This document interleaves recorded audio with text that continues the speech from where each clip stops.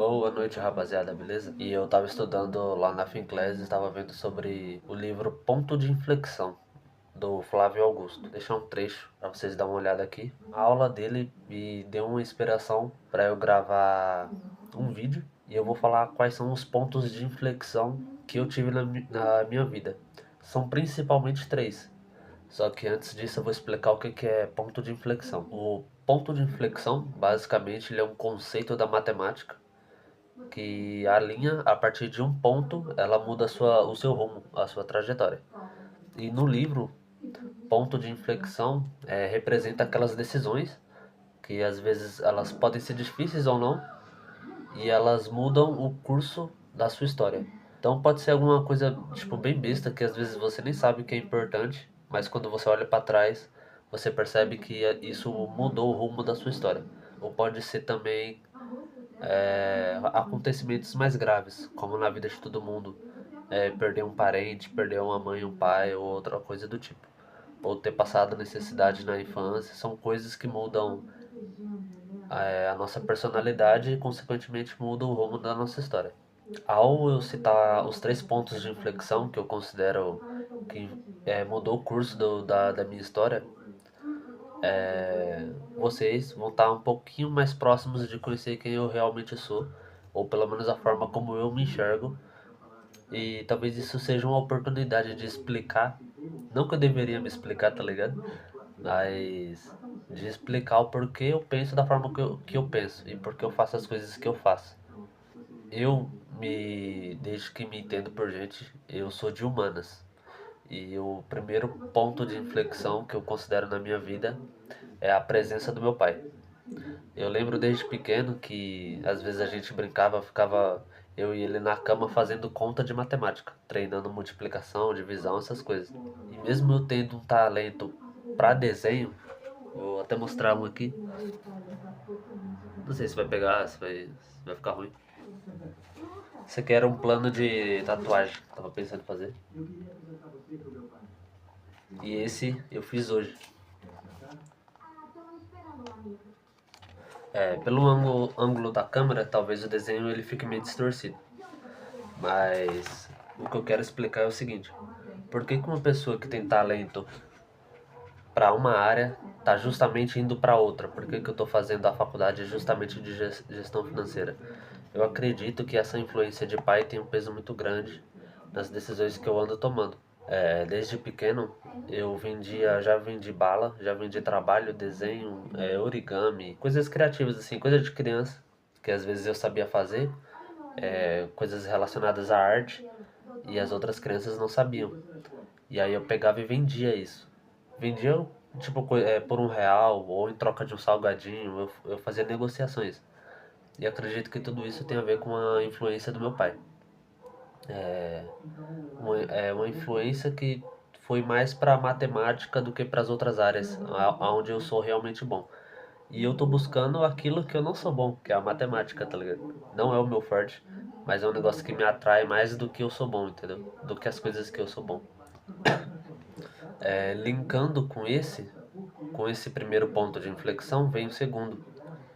Eu acredito que o segundo ponto de inflexão foi o resultado dessas negociações. Foi a primeira vez que eu peguei uma moeda de R$ 1 e falei, caramba, isso aqui eu conquistei através de uma troca ou de um serviço, entre aspas, né? Que na minha cabeça antigamente não era um serviço.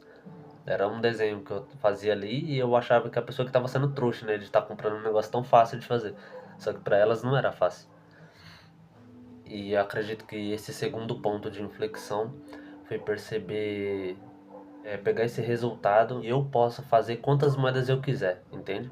Eu posso pegar e trocar um serviço, posso pegar alguma coisa que as pessoas veem valor e simplesmente trocar. E talvez seja por isso que eu nunca me adapte a trabalhar para os outros. Ou talvez eu sempre me sinta com menos valor, porque eu só sinto que eu realmente tenho valor quando eu pego alguma coisa, eu faço daquilo ter qualidade e eu troco pelo quanto eu quero. Ou seja, eu decido a minha moeda, não é uma carteira assinada que vai decidir o meu salário. Eu acredito que pelo que eu faço no meu trabalho eu merecia muito mais, entendeu? sem compatibilidade de esforço e resultado financeiro que a maioria das pessoas tem num trabalho CLT.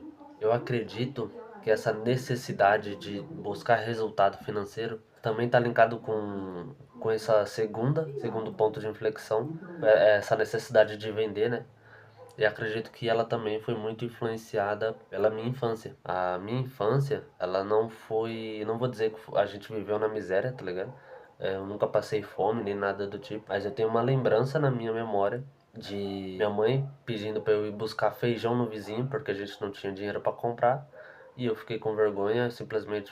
Tipo, eu falei, não, não quero ir, tava com vergonha e tal. E eu, quando era pequeno, era muito bobão, né? Então, tipo assim, eu ficava com vergonha e chorava. Aí minha mãe vendo que eu tinha vergonha, tipo, é como se, entre aspas, eu já sabia o que estava acontecendo, e aí ela chorou. E aí eu lembro dessa cena, entendeu? De nós dois chorando porque tinha que pegar um saco de feijão no vizinho, porque a gente não tinha dinheiro para comprar. Então são memórias que eu tenho na cabeça que influenciou hoje o meu jeito de ser, entendeu? Eu sei que, de alguma forma, eu associei esse negócio de vender a quem passa necessidade. Tanto que, quando eu vendi algumas coisas na escola, foi o meu pai que chegou em mim e falou, não vende as coisas na escola, senão as professoras vão achar que a gente tá passando necessidade em casa. Eu meio que linkei isso. E conforme eu fui crescendo, né, fui amadurecendo, eu fui aprendendo a superar. Inclusive a superar a minha vergonha. Eu acredito que o meu terceiro ponto de inflexão foi entender, ou pelo menos identificar, né, quais são os meus principais defeitos. E é a minha dificuldade de aprender, a minha dificuldade de pegar as coisas mais rápido. Eu sempre tive a sensação de que as outras crianças eram mais inteligentes.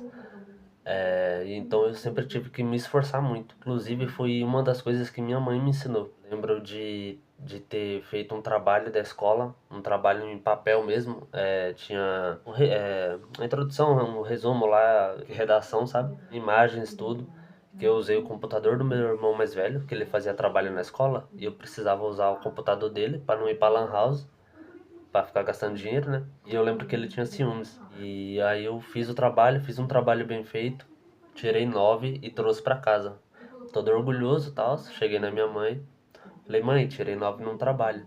E ela, e por que só 9? Ela tava lavando louça, não sei se ela tava estressada, o que que era. E ela simplesmente falou, por que 9? Por que não 10?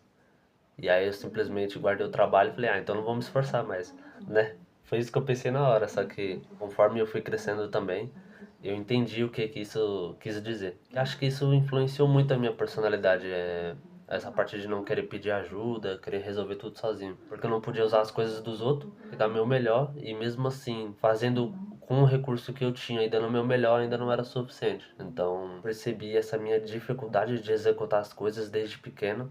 Até hoje, quando eu tô no meu trabalho lá, eu já fui nomeado de autista, tem TDAH, tem TDA, tem precisa de terapia, precisa de psicólogo, precisa de não sei o que. Eu sou muito teimoso, eu gosto de fazer as coisas do meu jeito.